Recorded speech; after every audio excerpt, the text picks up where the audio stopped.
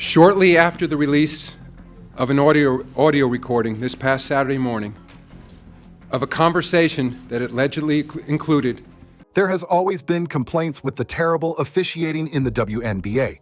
A lot of it has always been excused as incompetence, but it is much deeper than that. A recent leaked audio recording has shown that the WNBA could be rigged from the top down. We are talking manipulation and interference right from the commissioner's office. All of this reveals why Caitlin Clark is being targeted game after game. An internal investigation has even been opened to back it all up. But could this be the real reason why the league stays silent while Caitlin Clark keeps getting bullied? Let's get in. The audio suggests that there has been a roster of refs under a secret paycheck from Kathy Engelbert. Bribery and kickbacks were traced back to Engelbert, the top boss. Reports of consulting bonuses and off-book travel stipends after highly controversial games. The hidden agenda is to give certain players royal treatment while sweeping the rest under the carpet. This could be the biggest scandal the WNBA has ever faced, especially because in recent games, there have been some huge question marks when it comes to the officiating, especially regarding a certain Caitlin Clark. There are plenty of moments that seem to support this theory, but none stand out quite like the final 2 seconds of the Fever vs. Liberty game. The game just resumed after a tactical Fever timeout, hoping for a magic moment end to the game. It looked like it could happen. Sophie Cunningham made a throw-in straight to Caitlin Clark, who tried to set herself up for the shot right before she was stripped off the ball in a rather harsh move. Despite obvious contact, no foul was called. Screening action down low. Clark has to get open. 1 second left. Clark doesn't get the shot off. Cloud locks her up. And New York comes into Indianapolis and takes the checkered flag. The ref completely turned a deaf ear to Clark and the entire Fever complaint, despite that single incident being so important to the game. The Liberty ended up with a 90-88 win. In moments like that, it's hard not to wonder if the outcome was already decided before the final whistle. When obvious calls are ignored in high-stakes games, it doesn't just feel unfair, it feels orchestrated. The calls could not even be excused for human errors. Their frequency is getting quite glaring and tiresome for the average Caitlin Clark supporter. These cheap shots on Clark started right from her rookie season. She has always been on the hard end of hard fouls and flagrant calls. In Game 2 of the WNBA playoff season, the Fever's season ended after an 87-81 loss to the Connecticut Sun. But what stole the headlines was the officiating of that game.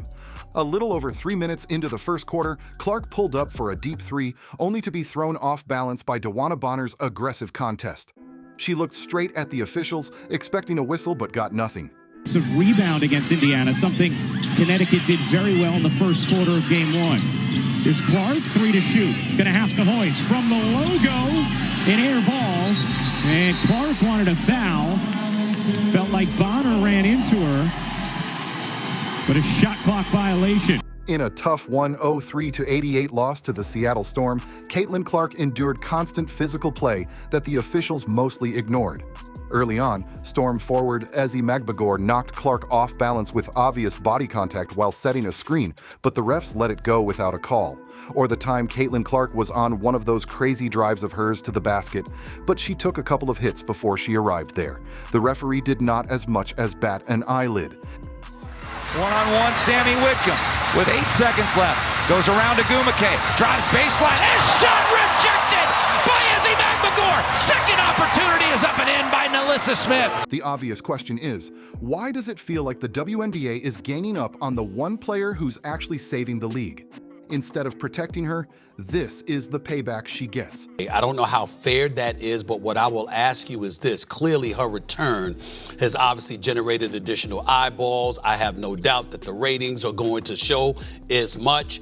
How receptive do you believe the WNBA is going to, I'm not talking about the league, but the players within the league are going to be towards Caitlin Clark moving forward now that we've seen what her absence, what kind of impact her absence provides? And while Caitlin Clark is out there breaking viewership records, it is becoming even harder to ignore the elephant in the room. Because somehow, despite Caitlin Clark's impact being crystal clear, it still feels like the league is trying so hard to put the spotlight on someone else. Amid all the drama and rough treatment Caitlin Clark has faced, one player has managed to stay untouched. With every passing game and whistle, she is looking more and more like the league's favorite, none other than Las Vegas Aces number 22, A'ja Wilson. The last time they faced each other, the Fevers versus Aces game, the WNBA released a masterclass on how to gift wrap an MVP. Wilson had 13 free throws in that game, which almost rivaled the entire Fever team combined, and it was even worse than that. Every time the Fevers made a run, it felt like the whistle came out just in time to slow them down. The WNBA desperately keeps trying to paint a queen picture of A'ja Wilson and force her down fans' throats, but the people know their GOAT, and it is not Wilson. In a recent game between the Connecticut Sun and the Las Vegas Aces, the entire TV viewership was a disappointing 100,000 viewers. 100,000 viewers for a WNBA game in 2025 featuring the alleged best player in the league should be a crime punishable by the law. Meanwhile, Caitlin Clark's lowest viewership this season stands at 580,000 viewers. It is very clear who moves the needle for this league, but the WNBA has made up their mind on where they will be pitching their tent, and unfortunately, it is not on Caitlin Clark's territory. It's gotten out of hand that even coach Stephanie White couldn't stay silent. During her post-game interviews, she's been openly calling out the treatment. I thought she got fouled. I think it's pretty egregious what's been happening to us the last few games. A minus 31 free throw discrepancy. And I might be able to understand it if we were just chucking threes, but we're not. We're attacking the rim. And the disrespect right now for our team has been pretty unbelievable. Fans may not always be experts, but most times they are right with their theories, and they know when something smells off. The most recent one is about the money. Think about it. What are the ways to make money from sports? Betting. It's very possible that some of these refs are rigging games for betting payouts. These days, even the tiniest moments, one foul, one missed call, can mean big money in the world of sports betting. The margins are slim, but the profits aren't. This is not the first time a basketball referee has been involved in betting on games he officiates. The last ref to be caught in a betting scandal was NBA ref Tim Donaghy. He was sentenced to 15 months in prison after using his insider access to feed betting picks, many of them on games he was actually officiating. Donaghy claimed he never fixed the outcomes, but his co-conspirators told a different story. The majority of their bets were placed on games he officiated, and they won a lot. Now think, if it could happen in the NBA, what's stopping it from happening in the WNBA? Especially now, with more eyes, more money, and more pressure than ever. The truth is that when the fans and players stop trusting the refs, the league begins to lose its credibility. For a league like the WNBA, which is just approaching the limelight, it could be very detrimental, especially for the WNBA Commissioner Engelbert. A lot of transactions have been tied to her name. The refs in the mix have also been involved in some of the most controversial no-calls in recent times. Hustling away. I mean, is that displacement? I think it is. Oh, and Marina Mabry's going to get ejected. If the officials saw that, Marina Mabry is going to get ejected. Well, they're going to go and look at it. Assuming all the accusations against Engelbert are false, you have to ask why she hasn't gotten up to defend herself yet. Why has she not cleared the media? If the leadership of the WNBA cannot be trusted, then that spells trouble for the league and its reputation. Some fans have already started to drive an agenda demanding the resignation of Engelbert, and the more matters like this persist, the more traction that agenda will gather. For the love of the game, we wish everything was just some fake rumor or could pass as an excuse for incompetent officiating. But these are now beyond just some bad calls. This is definitely something bigger.